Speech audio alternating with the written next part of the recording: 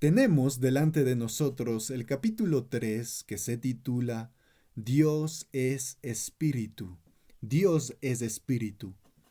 La mujer junto al pozo de Samaria en el capítulo 4 de Juan era una ateísta práctica que supuestamente adoraba a Dios.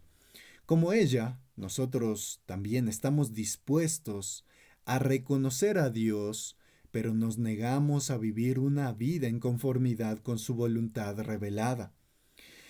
Al corregir los errores de la mujer, nuestro Señor resaltó que su adoración era incorrecta, porque también lo era su entendimiento de Dios. El entendimiento que esta mujer tenía acerca de Dios era incorrecto. Por eso su adoración era incorrecta.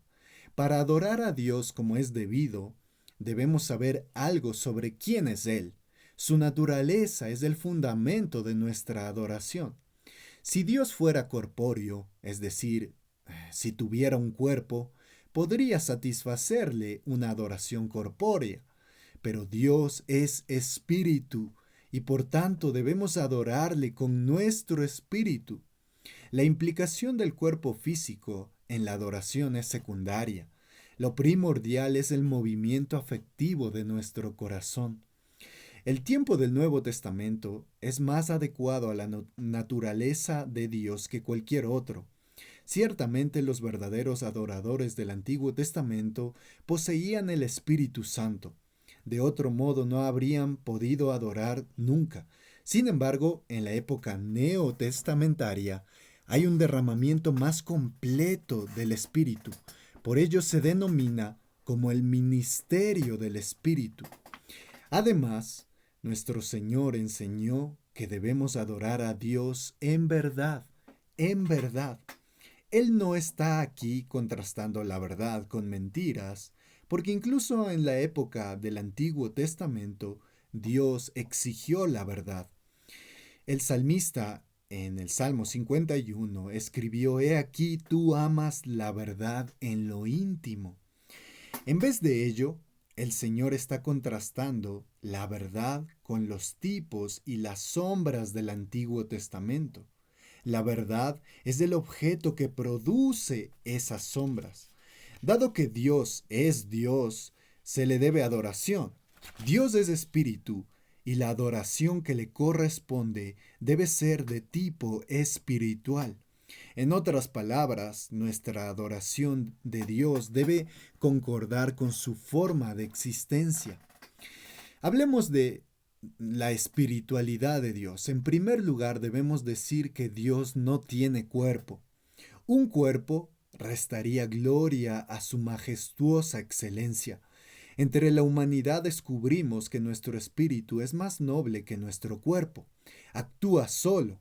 Sin embargo, nuestro cuerpo no puede actuar ni vivir solo. Debe tener a nuestro espíritu que le dé vida y lo active. Nuestro espíritu es nuestra parte principal. Haber sido hechos a semejanza de Dios tiene relación con esa parte de nuestra naturaleza que es más elevada, a saber, nuestro espíritu. Dado que el Creador excede a la criatura en todas las cosas, también nos supera en su modo de existencia. En su esencia no hay nada material. Decir que Dios es espíritu es en verdad una negación. La mayoría de lo que sabemos sobre Dios es en términos de negación, es decir, estamos hablando de lo que Él no es.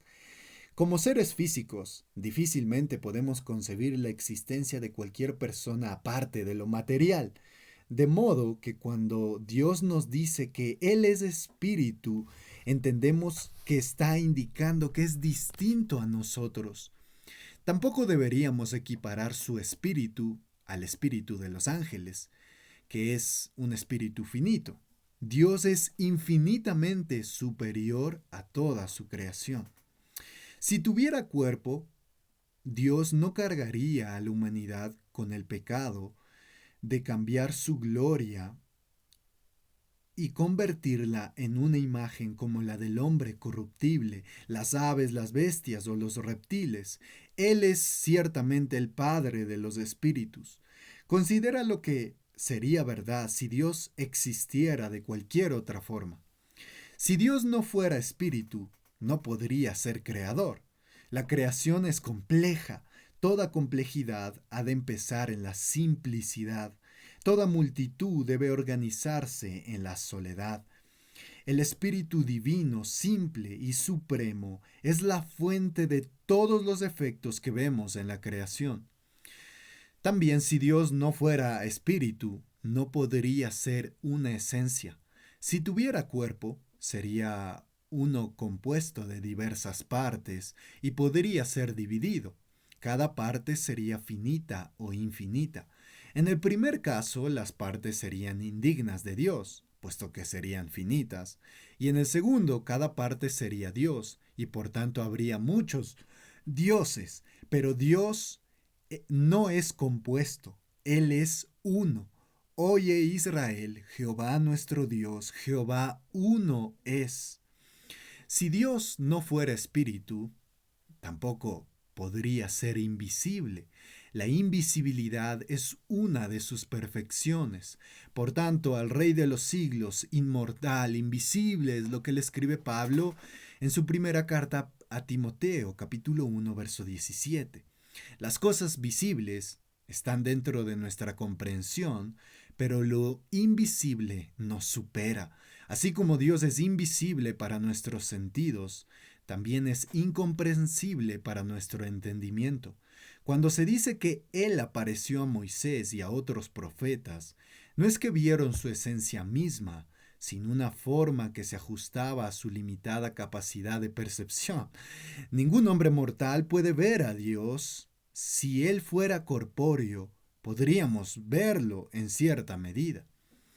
Además, si Dios no fuera espíritu, no podría ser infinito. Una de las cosas más grandes que conocemos es el sol, pero hasta él puede medirse. Tiene sus limitaciones, pero Dios no las tiene. Los cielos y los cielos de los cielos no pueden contenerlo. También, si Dios no fuera espíritu, no podría ser independiente. Una sustancia compuesta depende de la integración de sus partes para su existencia. Si son separadas, la sustancia deja de ser. Suponemos que las piezas tienen una existencia propia antes de reunirse. Si Dios estuviera hecho de esta forma, dependería de las partes inferiores preexistentes y de su síntesis para su ser. Pero no hay nada anterior a Él. Es el primero y el último. Esto solo puede ser verdad si es espíritu puro y simple. Si Dios no fuera espíritu, también no podría ser inmutable. Todo lo que esté compuesto de varias partes puede dividirse en esas partes. Es lo que ocurre cuando muere un hombre. Su vida se compone de cuerpo y espíritu, pero esas partes se dividen y en la tierra queda un cadáver sin vida. Pero Dios, siendo espíritu sin mezcla, no admite división ni cambio. Si Dios no fuera espíritu, no podría ser omnipresente. Dios llena los cielos y la tierra, pero un modo de existencia corpóreo haría que esto fuera imposible, porque un cuerpo solo puede estar en un lugar a la vez. Si Dios fuera omnipresente y corpóreo, no quedaría espacio para ninguno de nosotros. Dios llenaría cada espacio. Tampoco habría sitio para ningún movimiento del tipo que fuera. No quedaría sitio para que se produjera el movimiento. Dios sería inmóvil. Y también, si Dios no fuera espíritu, no podría ser el ser más perfecto. Los ángeles y las almas incorpóreas de los hombres serían más excelentes que Él, ya que no tienen la incomodidad del cuerpo. Sin embargo, no supera en excelencia un nivel infinito como espíritu divino. Algunos cuestionarán, bueno, si Dios es espíritu, ¿qué ocurre con las partes mencionadas en las escrituras como su corazón, sus brazos, sus manos, sus ojos, sus orejas, su rostro, etcétera? Como respuesta, considera varios puntos. Primero, Dios es condescendiente con nuestra debilidad en sus descripciones de sí mismo. Solo podemos concebir a Dios en los términos con los que nosotros como hombres estamos familiarizados. Segundo, Esas partes del cuerpo expresan las operaciones visibles de Dios y no su naturaleza invisible. Hay cierta correspondencia en la operación divina y el órgano que asociamos con una operación similar en nuestro propio cuerpo. Por ejemplo, sus ojos se refieren a su omnisciencia, su brazo alude a su poder. Tercero, solo las partes y actividades más nobles del hombre se emplean en la descripción de Dios, los órganos relacionados con obtener y comunicar conocimiento, así como manifestar el poder, se usan con referencia a Dios, pero nunca los sentidos más bajos que solo pertenecen a los actos corpóreos. Cuarto, las descripciones del Antiguo Testamento y las apariciones de Dios sirvieron para presagiar la encarnación de Dios Hijo. Quinto, debemos pensar en las partes del cuerpo según la metáfora y no de acuerdo con la letra. De otro modo nos veríamos obligados a pensar en Dios como en un pájaro, ya que leemos sobre sus alas. Las escrituras usan muchas de estas metáforas. ¿Qué deberíamos aprender de esta enseñanza? En primer lugar, cuando leemos que el hombre es hecho imagen de Dios, entendemos que no se refiere a las facultades físicas. Después de todo, compartimos cualidades físicas con los animales, pero ninguno de ellos está hecho a la imagen de Dios, que en el caso del hombre se refiere a las facultades como la razón, el entendimiento y un espíritu inmortal. Nuestra alma es la facultad que más se acerca a la naturaleza de Dios. En segundo lugar, aprendemos que es poco razonable hacer una imagen o retrato de Dios. La idolatría intenta lo imposible. Isaías 40:18 dice: ¿A qué pues me haréis semejante? ¿A qué pues haréis semejante a Dios? ¿O qué imagen le compondréis? Nada corpóreo puede representar de manera adecuada a una sustancia espiritual. Solo Dios se conoce plenamente. Solo Él puede revelarse de forma apropiada, pero no lo ha hecho con no lo ha hecho con ninguna forma física. Ningún grabado o pintura puede hacer justicia a su glorioso carácter. Cualquier imagen es finita y debe dejar algo fuera. Por tanto, toda representación se convierte en una distorsión. Esto es indigno de él y equivale a un insulto contra él. No obstante, el hombre, a causa de su pecado, es naturalmente propenso a hacer una representación de Dios.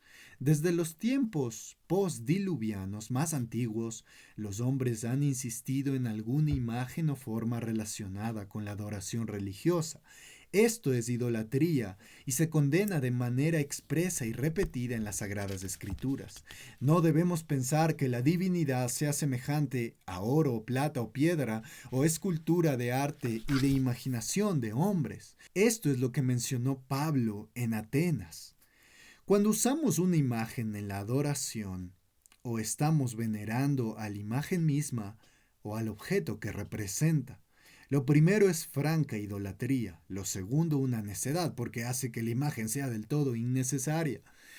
En tercer lugar, lo que aprendemos es que la doctrina de la espiritualidad de Dios debería gobernar todo nuestro concepto de Él.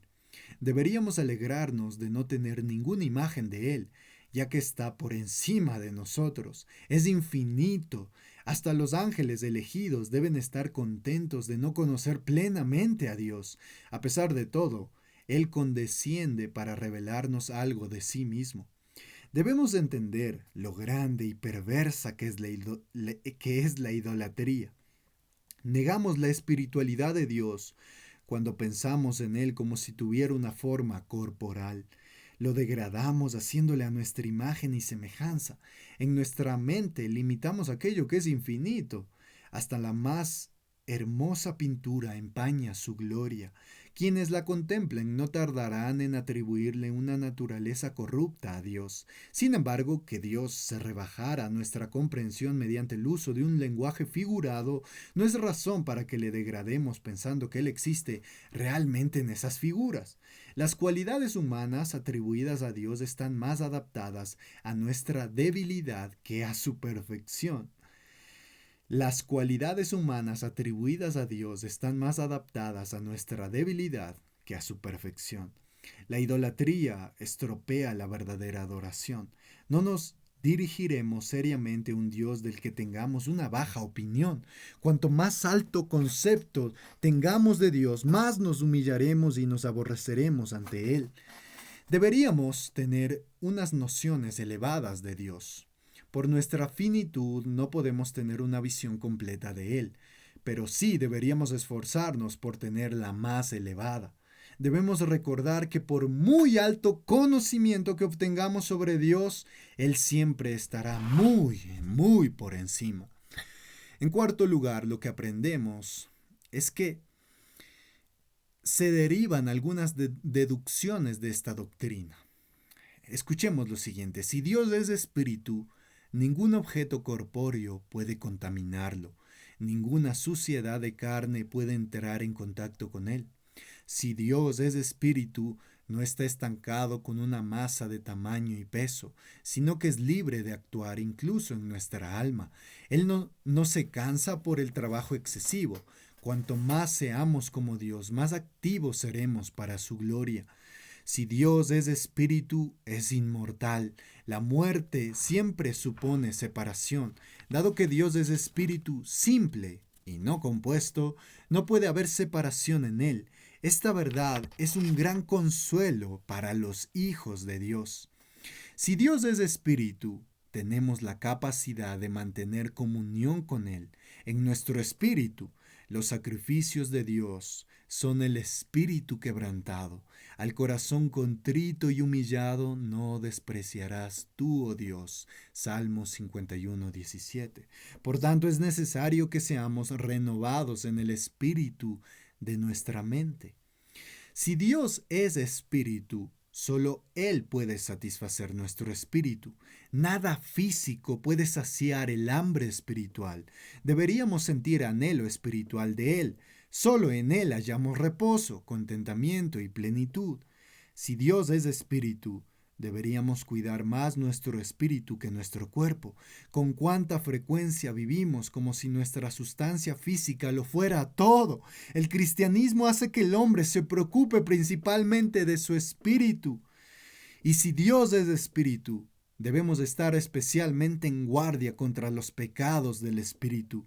En 2 Corintios 7:1, Pablo le dijo a esta iglesia: limpiémonos de toda contaminación de carne y de espíritu, perfeccionando la santidad en el temor de Dios. Los pecados de la carne son verdaderamente perversos y merecen la ira eterna de Dios, pero los pecados del espíritu son aún más perversos porque contaminan aquella parte de nosotros que más se asemeja a Dios. Los pecados de la carne nos convierten en una bestia bruta, pero los pecados del espíritu nos asemejan al diablo. Así como la espiritualidad es la raíz de otras perfecciones de Dios que ya enumeramos, la santidad del espíritu en nosotros es la raíz de otra obediencia en nuestra carne.